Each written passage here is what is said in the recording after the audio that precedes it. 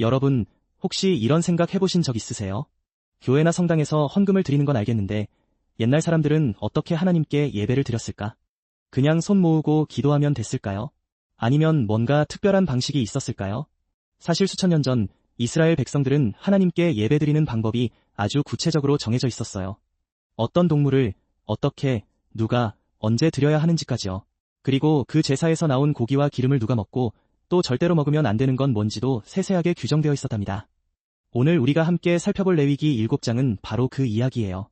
처음엔 이게 뭔 소리지 싶을 수 있어요. 복잡한 제사 규칙들이 가득하거든요. 그런데 천천히 들어보시면 이 안에 하나님이 백성들을 얼마나 세심하게 챙기셨는지, 그리고 우리 삶에도 적용되는 깊은 의미가 담겨 있다는 걸 느끼실 거예요. 자, 그럼 지금부터 함께 레위기 7장 속으로 들어가 보겠습니다. 오늘의 이야기 소개 때는 지금으로부터 약 3,500년 전이에요. 이스라엘 백성들은 오랜 이집트 노예 생활 끝에 모세의 인도로 광야에 나와 있어요. 그들은 하나님이 계신 성막, 그러니까 하나님의 집이라고 할 수 있는 특별한 천막 주변에 모여 살고 있었죠. 하나님은 이 백성들에게 어떻게 하면 자신과 제대로 관계를 맺을 수 있는지 아주 자세히 알려주고 계셨어요.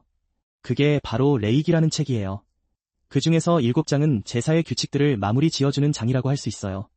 레위기 1장부터 시작된 다양한 제사 방법들을 7장에서 한 번 더 정리하고 보완하는 거죠. 자, 이제 5가지 장면으로 나눠서 살펴볼게요. 장면 1, 속건제, 잘못에 대한 배상. 레위기 7장은 속건제 이야기로 시작해요. 속건제가 뭐냐고요? 쉽게 말하면 내가 실수로 혹은 모르고 잘못을 저질렀을 때 드리는 제사예요. 속건이라는 말 자체가 잘못을 갚는다는 뜻이에요. 예를 들어볼게요. 내가 이웃의 물건을 실수로 망가뜨렸다고 해봐요. 그냥 미안하다고만 하면 될까요? 아니죠. 망가뜨린 걸 물어줘야 하잖아요. 속건제가 바로 그런 개념이에요. 하나님 앞에서, 그리고 이웃 앞에서 잘못을 바로잡는 제사죠. 속건제물은 흠이 없는 순양을 드려야 했어요. 그 순양을 제단 위에서 드리는 방식은 번제, 그러니까 완전히 태우는 제사와 비슷했어요.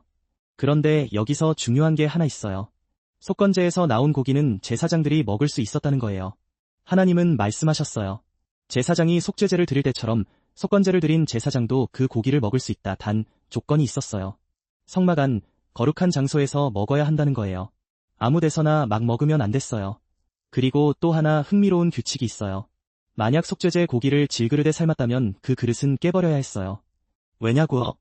질그릇은 흙으로 만든 거라 한번 음식을 담으면 그 기운이 완전히 스며들어 깨끗하게 씻기가 어렵거든요. 반면 노쇠 그릇은 닦아서 다시 쓸 수 있었어요. 이 규칙, 좀 엄격하게 느껴지시나요? 그런데 생각해보면 이건 하나님이 얼마나 거룩함을 중요하게 여기셨는지를 보여주는 거예요. 제사는 단순히 형식이 아니라 진심을 담은 정성으로 드려야 한다는 뜻이죠. 장면 2, 화목제, 감사와 나눔의 잔치. 이번엔 화목제 이야기예요. 화목제는 레위기 7장에서 꽤 많은 분량을 차지해요. 그만큼 중요하다는 뜻이겠죠? 화목제는 한마디로 하나님과의 평화를 기념하는 제사예요. 하나님께 감사드리거나 특별한 서원을 이뤘을 때, 또는 그냥 자발적으로 감사한 마음을 표현하고 싶을 때 드렸어요. 3가지 종류가 있었는데요. 첫 번째는 감사제예요. 말 그대로 감사한 일이 있을 때 드리는 거예요. 병이 나았다든지 큰 위기를 넘겼다든지 하나님께 감사할 일이 생겼을 때요. 두 번째는 서원제예요. 하나님, 이 일만 해결되면 제사 드릴게요 하고 약속했던 걸 지키는 제사예요. 이건 굉장히 진지한 서약의 표현이에요. 세 번째는 자원제예요. 아무 이유 없이 그냥 하나님이 좋아서 감사해서 드리는 제사예요. 어떻게 보면 이게 제일 아름다운 제사 아닐까요?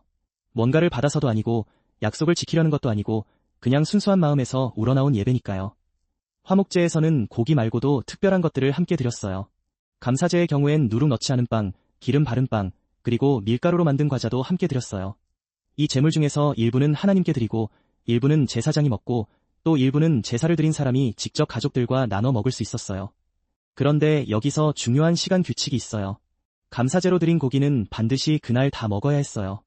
하룻밤을 넘기면 안 됐어요. 서원제나 자원제로 드린 고기는 이틀까지는 괜찮았어요. 하지만 사흘째 날까지 남은 건 반드시 불에 태워 없애야 했어요. 왜 이런 규칙이 있었을까요? 옛날에는 냉장고가 없잖아요. 고기가 상하면 사람들이 아프거든요. 하지만 단순히 위생 문제만은 아니에요. 하나님께 드린 것은 최대한 신선하게 최선의 상태로 사용되어야 한다는 의미도 담겨 있어요. 또 욕심부려서 이것저것 쟁여두지 말고 지금 이 순간 나눠 먹으라는 뜻도 있죠. 나눔의 정신이에요. 장면 3, 절대 먹으면 안 되는 것들, 기름과 피자. 이제 아주 엄격한 규칙들이 나와요. 기름과 피에 관한 이야기예요. 하나님은 말씀하셨어요. 기름과 피는 절대로 먹지 말라. 먼저 기름 이야기부터 해볼게요. 여기서 말하는 기름은 요리에 쓰는 식용유 같은 게 아니에요. 소나 양, 염소 같은 제물동물의 내장 주변에 붙은 특별한 지방 덩어리를 말해요. 이 기름은 오직 하나님께만 드리는 거였어요. 사람이 먹으면 큰일 났어요. 규칙을 어기면 그 사람은 공동체에서 쫓겨났어요. 그만큼 심각한 규칙이었어요. 왜 기름을 하나님께만 드려야 했을까요? 기름은 당시에 가장 좋은 부분, 가장 풍성한 부분을 의미했어요. 가장 좋은 건 하나님께 먼저라는 원칙이에요. 우리 삶에서도 마찬가지 아닐까요? 내 시간, 내 돈, 내 에너지 중에서 가장 좋은 것을 하나님께 드리는 것, 그게 진정한 예배의 마음이에요. 다음은 피예요. 피는 더더욱 엄격했어요. 어떤 피도 새의 피든 짐승의 피든 절대로 먹으면 안 됐어요. 이유가 있어요. 하나님은 레위기 17장에서 이렇게 말씀하시거든요. 생명이 피 속에 있다. 피는 생명 그 자체예요. 하나님이 주신 생명을 함부로 대하지 말라는 거예요. 피를 먹는다는 건 생명을 가볍게 여기는 행동이었어요. 이 규칙은 나중에 신약 성경 시대에도 이어져요. 예수님이 나의 피가 많은 사람을 위하여 흘리는 바 언약의 피라고 말씀하신 것도 이 피가 생명과 얼마나 깊이 연결되어 있는지를 보여주는 거죠.